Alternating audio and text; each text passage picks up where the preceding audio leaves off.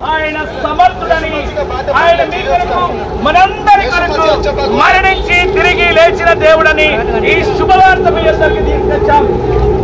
ప్రియమైన ప్రజలారా, దయాసవని భారతదేశ సమస్త జనులారా, మీరు నా యొద్దకు రండి. ఇగో నేను సాత్వికుడితో దీన మనస్సు గలవాడని అన్నాడు.